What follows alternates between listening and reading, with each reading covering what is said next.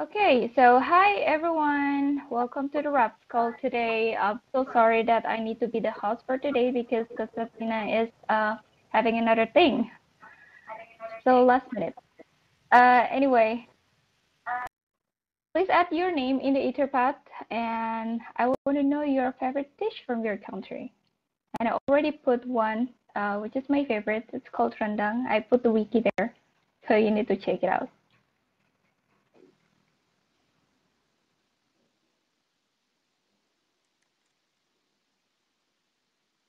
All right. So I see one shout out here for Abiram for his course on Rust in Linda. Oh yeah, I see that. He's awesome. I think it's from Abilash.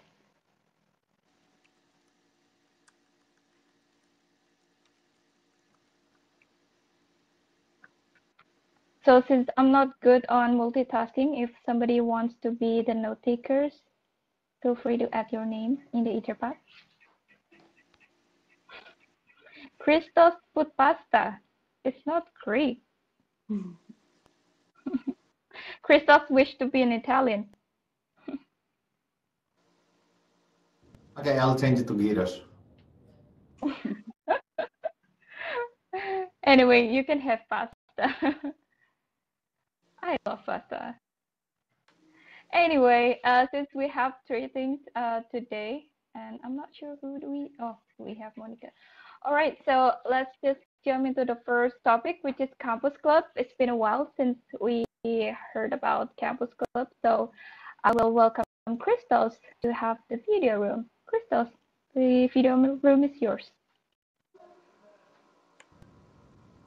Hello, hi everyone. I was waiting to see what was Eduardo's favorite thing since he's Italian, but whatever. I'm not going to do that. Please add your names and your favorite dishes. It's going to be interesting. All right. So Mozilla Campus Clubs. In case that it's the first time you're hearing about campus clubs. It's an effort. It's a community of university students. It's a community of clubs around the world who are trying to learn and contribute back to open source through Mozilla.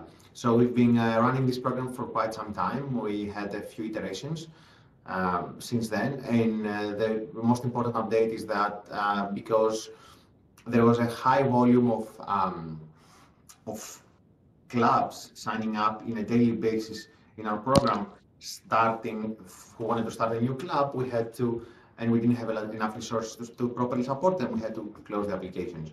However, we have opened the applications again yesterday in an effort of properly supporting all the established clubs out there. So the main difference that exists right now, based on the, let's say, last year, is that there are some requirements for joining the network.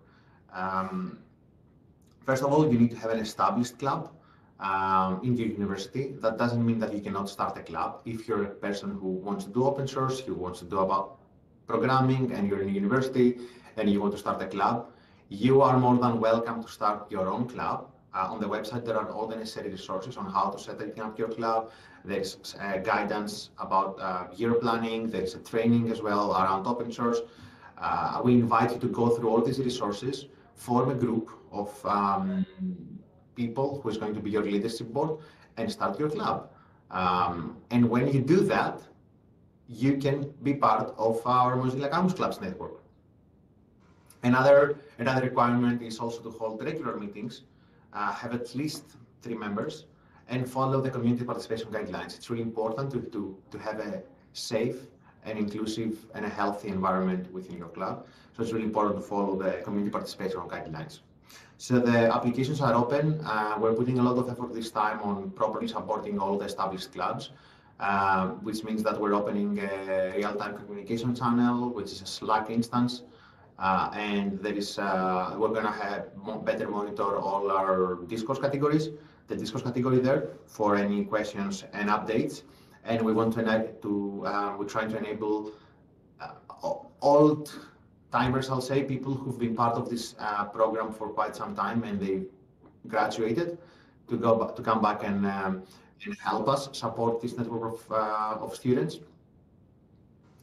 So yeah, any questions so far? Let me jump into the Etherpad. Yes, I do have a couple of questions, Christos. Yes. Go ahead.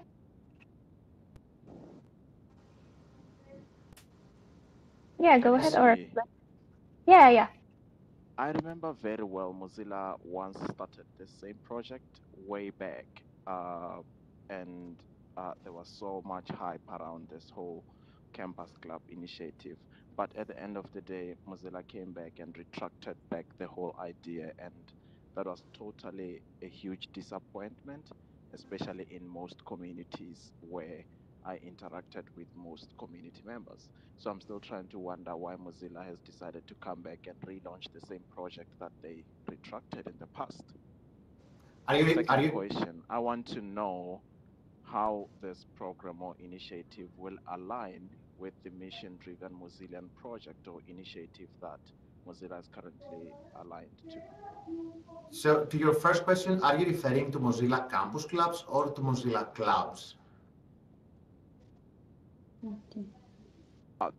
There was a similar, I think that it's more or less the same initiative, because at the end of the day, the whole initiative was basically focused on advocating for Mozilla's mission, which is what you just changed, like you changed the name but still trying to advocate for the same thing. I don't see any difference. That is why I need clarity on that. Unfortunately, that's not the case. So if we want to go way back, way back, and we can talk about Firefox Student Ambassadors, which was a program about advocating about Mozilla, advocating about Firefox. And this was something that it was not bringing any value neither to Mozilla or to the students. It was just a program for having students, individuals, not clubs, talk about Mozilla and the browser and all the products, nothing else. So yes, we shut down this program, the Firefox Student Ambassadors, and we came up with Mozilla Campus Clubs. And the focus of the Mozilla Campus Clubs was about open source. We truly believe that open innovation is open source is the engine of innovation and open innovation, of course. So we wanted to empower students around the world to learn about and contribute to open source. And we saw that all of these students who are interested about open source, most of the students are gathered in university clubs around the world. So that's why we started the Mozilla Campus Clubs program. It was always about contributing and learning about open source. It was never about advocating about Mozilla, not at all. So if you also go to the website, you can see there are 3 categories. One is the learn, the other category is on the activities. One is the learn, the other is contribute, and the third one is advocate, but it's not about Mozilla, it's about advocating about open technologies and open source. Now, something which might be extremely confusing for everyone is the fact that there were Mozilla clubs. Outside the universities, there were Mozilla clubs. The Mozilla clubs, their focus was about net neutrality, about diversity and inclusion. There was different groups of people around the world who were not in university, who were doing a variety of activities, I'll say, around the internet's health. This effort was also shut down, not by us. It was another team inside Mozilla who was working on that from the foundation. It was shut down more than a year ago. But Mozilla Campus Clubs were never shut down. Yes, we didn't have enough resources to properly support the clubs. Yes, we're not particularly active communicating updates, but the program was never shut down. And what we're doing right now is we're not restarting a program, we're just optimizing, and we're optimizing towards the direction of mission-driven Mozillian as well, because we did an extensive research and we found out that most of our campus clubs who are out there right now, they fit to the same profile of the mission-driven Mozillians, of groups of people who are interested about Mozilla, they want to help Mozilla, they want to contribute. So since that these people have similar interests, and you can also identify them as groups of mission-driven Mozillians, what we're doing right now is that we're trying to shape the program towards the direction of mission-driven Mozillians. That's why the new approach is around existing clubs, it's around existing groups of people, and it's also, let me open. If you read the discourse post, which is it's actually talking about that and how I align the mission driven Mozillians, it's, let me say, a step towards that. Ideally, when the mission driven Mozillians effort is ready and all the infrastructure is ready, we're all going to go under one roof. We're going to be under one name, under one effort, and we're gonna all can join our efforts and resources for moving forward and properly supporting the whole community. So does that mean if a student club has to be registered in a particular university or school, they will directly request resources from your team, particularly, not through the REPS program? Is that what you're trying to say? Yes, yes. There is a different onboarding process. There is a different, yes. So far, until the pilot program of mission-driven Mozillians is completed, we have all the necessary data, and until the mission-driven Mozillians effort has officially started, until then, yes, we're gonna keep them separate, but in the similar structure. Two last questions. Yes. Which team is running this program from Mozilla? And the last one, are you piloting this project only in India, or is it global? Can it still be extended to Africa? Of course, it was never focused on in India. It's always. But the website says you're piloting the program in India. This is why I'm specifically highlighting India. This is what I see. I'm not sure what you're referring to right now. Right on what I've opened here, the registration thing is mentioning that the program is, it's targeting India, it's being piloted in India. Are you referring to Mozilla Campus Clubs or to mission-driven Mozillians? Yeah. Yes. Can you share the link? The Campus Club, the Campus Club initiative that you're talking about. So the thing is it?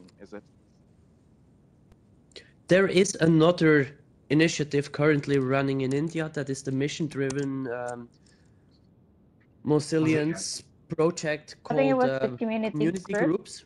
Yes. Exactly. That is a pilot that is currently being run in India, but has not that much to do with campus clubs for now. Yeah, it has nothing to do with Campus Club now. It's actually being part of the MDM project, but not having anything to do with Mozilla Campus Club. All right. Do we have any other questions for Christos?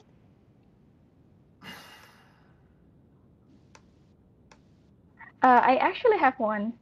Yes. So you said that the focus right now is for open source contribution, right? So if I want to, establish one club, and for example, I already have an open source community club in Jakarta and wanted to be part of the Mozilla club program, are we supposed to rebrand our community into Mozilla? Okay, so we can use whatever names we prefer. Okay, that's cool. a great question. Sorry. Yes, that's a great question. Sorry, I have to properly respond to that. Yes, it's not required to use any of the Mozilla branding or the Mozilla naming. It's up to you to come up with your own name, to your own club. People and people are extremely. They want to use their own names. They want to use their own, to put their identity into their work, which is admirable. And this is something that we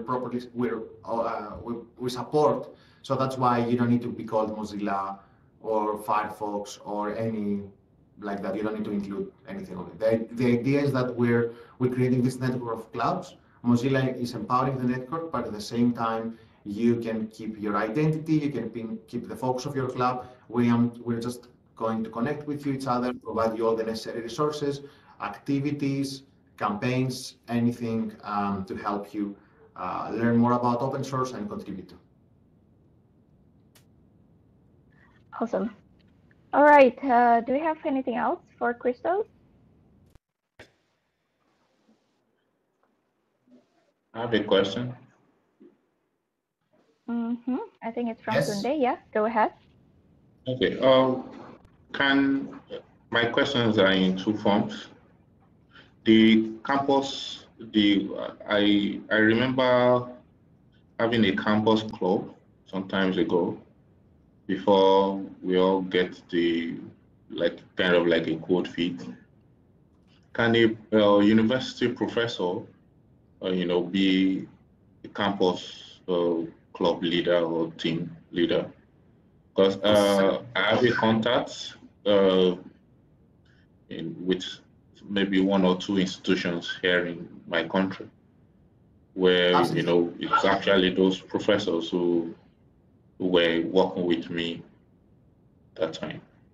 Yeah, we've seen in the past that where there are professors who are supporting clubs, in most of the cases there is better continuity. The clubs are more active because the professor is always there, and students are recycling in a way because they're graduating, they move along. But when the professor is there, the clubs are more successful in the long term. So my response to that is obviously yes, but this is because let me just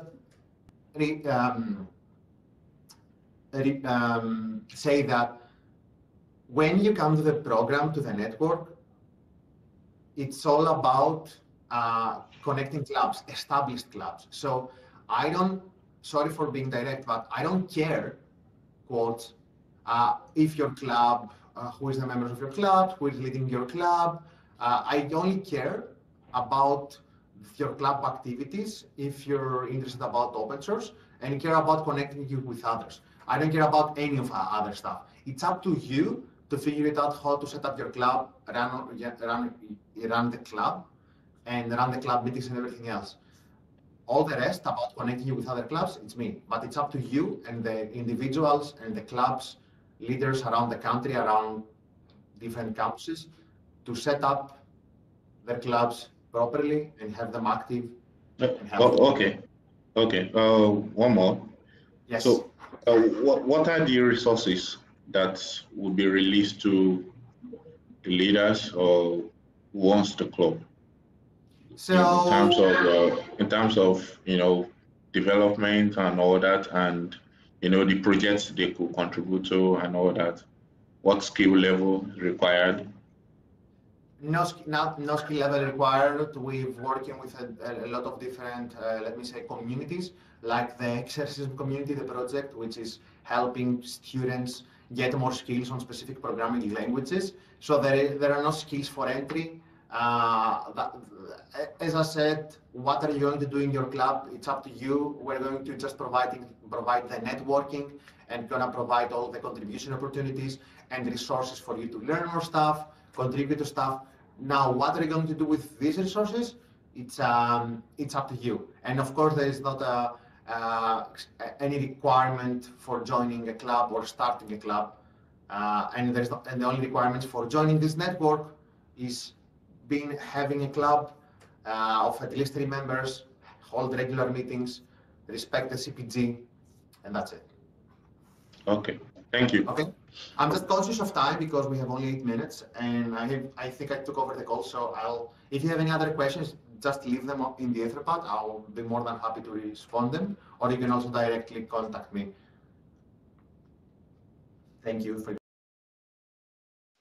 But I think considering the fact that we have very few issues to discuss in the Etherpad, I don't see why we should be rushing to get to the next task without finishing this whole question. Because to me, it sounds a little bit contradicting. Because for many reasons, the main problem or main concern that I have, the mission-driven Mozillian project is basically focused on leadership and diversity and inclusion, which was the main challenge that we faced as Mozilla, through the REPS program. We figured out many diverse voices and groups, and there was no sharing of leadership roles within communities, which we wanted to solve. But now you're coming back and say you don't care how groups are organizing themselves, which seems to me to be contradicting one of the principles of the mission-driven Mozillian initiative. If you want to hold groups accountable of every resources they benefit from Mozilla, then we should also be sure that we hold them accountable to the principles we stand for. I want you to clarify that for me. Okay, so first of all, I still advocate, I'm in favor of adding your questions to the Etherpad because not no one, it's going to have a better impact and it's going to be easier for people to see, and maybe some people don't want to view the whole video. In terms of that, that's a good question. But the thing is that when I say I don't care about how you run the club, I didn't say I don't care if you have a toxic community or you don't properly support your members. I said that as our role as Mozilla Campus Clubs is to connect you with each other. But first, we are going to ensure that there is a healthy and a healthy environment within your club. And how you're going to make that sure that when you sign up, you need to meet those requirements. First, to be a club. We had a lot of people in the past signing up for Mozilla Campus Clubs without having a club. They were just individuals who were like, okay, I'm gonna sign up. I found a list, I'm not going to do a club, that's it. The second, that you hold regular meetings. The third, that you respect the community participation guidelines. If you don't respect that, sorry, we're not going to be able to help you and support you. And third, our focus is not only Mozilla. It's about open source. So when you say that we care about our community, we care about the resources that we give our community, and we want to ensure that our community is healthy, and that's why we're going to have people who are monitoring all our communication channels for toxic behaviors, and at the same time, we're going to do our best to connect all the students and all these clubs with meaningful contribution opportunities, not only within Mozilla, but also outside Mozilla. Now, this is not a program of mission-driven Mozillians. This is not a REPS program. This is a program which eventually, at some point, it's going to join mission-driven Mozillians, not because this is what I want or Michael or you gonna want to do, but because the Mozilla clubs and the people who are part of this network, they fit the same profile of the people and the groups we've identified as in the mission-driven Mozillians. That's it.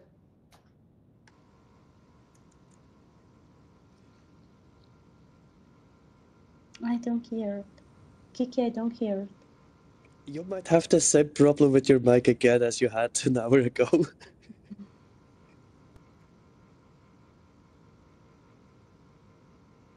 In that case, since we have another topic, I'm giving the mic to Eduardo. Fortunately, we have the Etherpad. Hello, everyone, again. So basically, I want to share my experience as Space Run on the MozFest this year and the last two. So, and I know from Kiki that in the last someone that want to share that shared their experience the first time at the MozFest, and today Kiki decided to give the mic to all the people that have more than one experience in the MozFest, and basically for that reason I will talking about it. So the reason when I accepted to be a space wrangler is because for all of you that are already come in the MozFest and see what happened, be a space wrangler is something that is so amazing for try to give a great experience, not only at the people that are involved in the Mozilla community that come to be a facilitator or in general to see what happened at the BuzzFest. But in general, all the people that come in London or Ravensbourne to have an experience in that case in the Internet Health Report and in the specific area of the Internet Health Report, and want to be an experience with Mozilla. Basically, the commitment that you need to perform when you have a Space Wrangler is not only something about the designing the space, that is the more artistic part of all the job that you need to do, but it's more than this, because you need to try to create a theme, and where you want to put the attention in your specific issues, and after that make a storytelling that help the people to understand your idea and your focus in your space. And this is not only for the people that attend during the MozFest, but all the people that apply for a session. Specifically, from 2 years ago, the Mozilla Festival started to be focused in the Internet Health Report, and specifically are make 5 big areas that the name is spaces, about the 5 issues of the report. And the Space Wrangler basically are working on a specific issue in a specific space, or in other specific areas that this year was not only the issues, but the experience, the gaming, and other interesting things to help the people to be connected with the problem of the healthy internet. And so after you have started to try to help the people to understand better what is your main idea for your space, you need to work to review all the session. And I think that is the most hard part of the Space Wrangler activities, because you need to check all the session and decide which ones is aligned at your idea of the space and which are not. This not mean that the people are not making in all the cases great experience with a with a session, but you need to check with a ton of apply which ones is aligned at your ideas, and is will be connected in a harmonious way with what you mean with your specific topic that you want to represent in the space.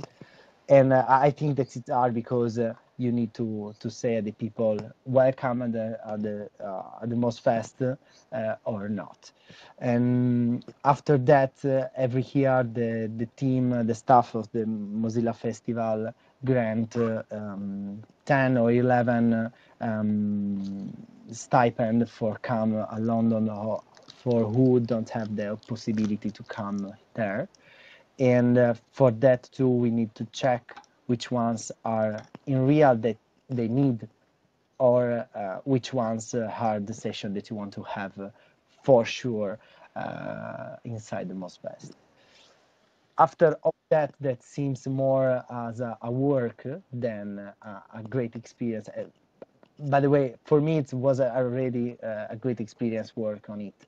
But the best wonderful things is that you make a team with people that you are start to meet 6 months first of the MozFest, and you need to make a very, very, very strong work for all the months.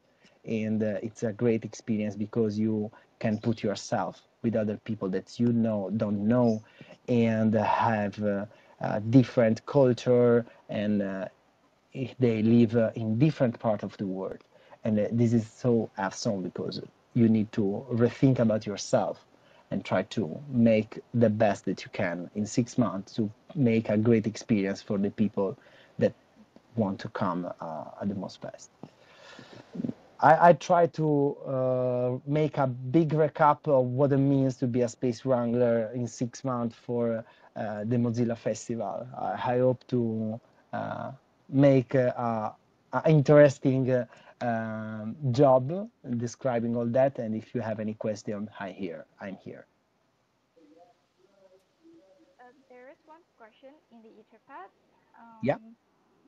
Do we have source link to check issues proposed by reps invited to MozFest previously? Okay, basically, probably we have some things of similar in the repository of GitHub. I'm not be sure on that because when we start to review all the session, we don't want to have something that can something that can don't make a neutral selection of all the session. So basically, for us, is not real important that who make a session is specific from a specific program or a community inside Mozilla. But are people that, inside or not, are very, very, very making a great session specifically for the primary theme that we want to have in the space. So I think that we have all this information, but I don't know if they are in public or not, basically. I think those repositories are public. I remember I saw some proposals that I can check. So I suppose there is public repo. Yeah, So I'll hold public for all the years previously, but I'm not be sure that we have tracked information about who is from a specific program inside Mozilla. For example, if is a reps or not. yeah. Oh yeah. So there's another question. I think he's still typing. Can I know how to apply as Wrangler? This year So, I was a facilitator. Okay, so basically the process of selection of a Space Wrangler is not made by the community or people that apply to become a Space Wrangler, but specifically from all the Mozilla Festival team that see, for example, a facilitator that prove that is a possibility great people to be a Space Wrangler, or if someone other Space Wrangler say, hey, I see this session from I don't know, I feel that I don't know is probably a possible great Space Wrangler for the next year. But the last selection is from the team of the Mozilla Festival. Okay. Do we have any more question in the room? I hope I'm still audible.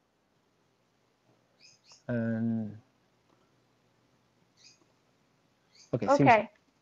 I don't see any more question now. So let's move on to the last topic, which is the council updates from Monica. So Monica, the floor is yours. Okay. Hello there. I am Monica, and I will make the presentation on the council's news develop. The summary of your last council meeting have 5 points. In the first point, we discussed about the progress of the OKRs of the key fort. The programs OKRs as being defined by the Reps Council and have 3 objects. The one objective are reps are aligned with the shared leadership agreements, and the program has a new onboarding that attracts community coordinators across the globe. The objective 2, the program has a new onboarding that attracts community coordinator across the globe, and the 3 objects are reps are contributing to mission-driven Mozillans, campaigns in design and execution steps. And the second point with the meeting, council meeting, we discussed about the inactivity of the reps and reps mentor to try to identify what is happened.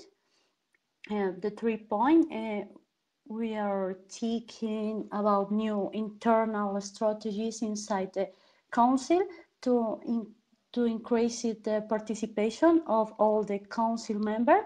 When is needing an action of all the council to raise the goals of the OKRs.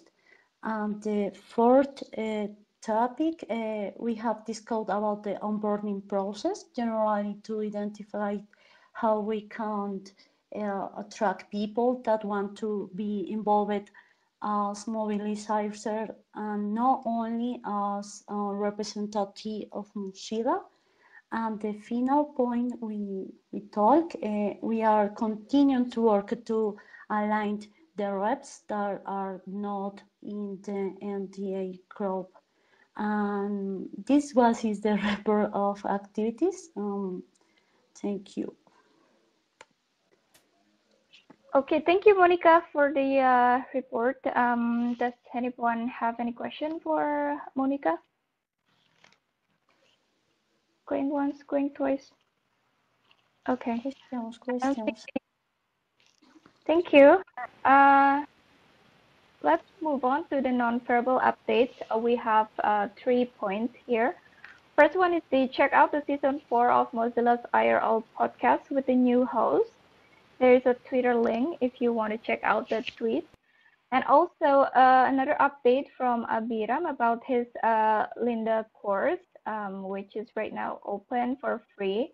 If you want to check out, there's a link in the Etherpad.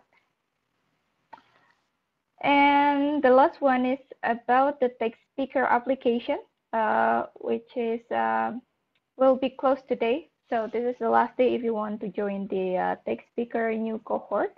Feel free to check out the link in the Etherpad. So I'll move on. I scroll to the first one. Do we have any more shout outs? I don't see any. So I think it's a pretty long Raps call today. So thank you everyone for joining in, and I see you in the next call. See you. Thank you. Thank you. Goodbye.